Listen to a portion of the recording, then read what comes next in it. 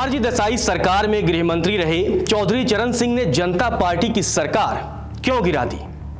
आखिर जिस इंदिरा गांधी को चरण सिंह ने जेल में डाला था, उसी इंदिरा गांधी ने चौधरी चरण सिंह को समर्थन देकर सरकार क्यों बनवा दी? किसानों के नेता चरण सिंह भारत के प्रधानमंत्री कैसे बन गए? चलिए आपको बताते हैं। 1977 में मोरारजी की सरकार बनते ही गृहमंत्री चौधरी चरण सिंह और प्रधानमंत्री मोरारजी देसाई के बीच मतभेद की खबरें खूब सुर्खियां बटोरने लगी। चरण सिंह खुलकर आरोप लगाने लगे कि मोरारजी देसाई बिना कैबिनेट के मंत्रियों से सलाह लिए बिना खुद ही फैसले लिया करते हैं। दोनों के बीच राजनीतिक मतभेद उस वक्त व्यक्तिगत हो गए जब चरण सिंह ने प्रधानमंत्री के बेटे कांति देसाई पर कई गंभीर आरोप लगाए। बेटे पर आरोप लगाने की वजह से मोरारजी इतने नाराज हुए कि उन्होंने चौधरी चरण सिंह को अपने कैबिनेट से बाहर का रास्ता दिखा दिया। ये घटना 1978 की है। सरकार से निकाले जाने के बाद चौधरी चरण सिंह ने अपनी ताकत का एहसास दिलाने के लिए एक विशाल किसान रैली का आयोजन किया, जिसमें बड़ी संख्या में लोग पहुंचे। चौधरी चरण सिंह के भाषण से किसानों के बीच आक्रोश पैदा हो गया। किसानों के गुस्से को देखकर मोरारजी सरकार डर गई। आखिरकार उन्होंने चरण सिंह को फिर से अपने कैबिनेट में मंत्री बना दिया। इस बार चरण सिंह को उप प्रधानमंत्री बनाया गया। इसके साथ ही वित्त मंत्रालय की जिम्मेदारी भी सौंपी गई। चरण सिंह के अलावा पीएम पद के एक और दावेदार जगजीवन राम को भी उप प्रधानमंत्री बनाया गया। ऐसा पहली बार हुआ था जब देश में एक साथ दो उप प्रधानमंत्री बनाए गए थे। भले ही मोरारजी देसाई ने चौधरी चरण सिंह को अपनी कैबिनेट में दोबारा शामिल कर लिया था, लेकिन दोनों के बीच मनमुटाव अभी खत्म नहीं हुआ था। 1979 में जब संसद का मानसून सत्र शुरू हुआ तो चरण सिंह ने बगावत कर दी और सरकार से समर्थन वापस ले लिया। अपनी सरकार के खिलाफ अविश्वास प्रस्ताव पेश होने पर मोरारजी ने प्रधानमंत्री पद से इस्तीफा दे दिया।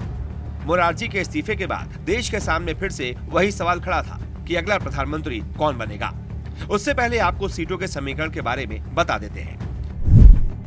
कांग्रेस के 189 सांसद थे। चरण सिंह के भारतीय लोकदल के पास 48 सीटें थीं, जबकि जनता पार्टी के पास 227 सीटें थीं। 48 सांसदों के समर्थन के साथ चौधरी चरण सिंह प्रधानमंत्री बनने का ख्वाब देख रहे थे। एक बार पत्रकारों के सवाल पर गुस्से में चरण सिंह ने कह दिया था, प्रधानमंत्री बनने की महत्वाकांक्षा रखने में बुराई ही क्या है? चौधरी चरण सिंह प्रधानमंत्री बनने के लिए किसी भी राजनीतिक समझौते के लिए तैयार नहीं थे और उन्होंने किया भी वही। इंदिरा गांधी को गिरफ्तार कराने वाले चरण सिंह को जब कांग्रेस ने समर्थन का ऑफर किया तो बिना झिझके वह मान गए। कांग्रेस के अलावा सीपीआई ने भी चरण सिंह की पार्टी को अपना समर्थन दिया। आखिरकार 28 जुलाई 1979 को चरण सिंह की महत्वाकांक्षा पूरी हो गई जब राष्ट्रपति नीलम संजीव रेड्डी ने उन्हें प्रधानमंत्री की शपथ दिलाई। इस तरह से वे भारत के 5वें प्रधानमंत्री बन गए।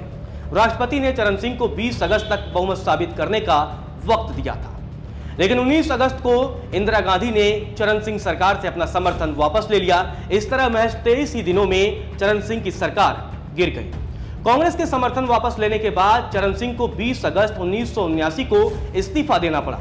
हालांकि 14 जनवरी 1980 तक वे भारत के कार्यवाहक प्रधानमंत्री बने रहे। वक्त का तकाजा देखिए, चरण सिंह की प्रधानमंत्री बनने की महत्वाकांक्षा तो पूरी हो गई, लेकिन बतौर प्रधानमंत्री वह संसद का मुंह तक नहीं देख पाए।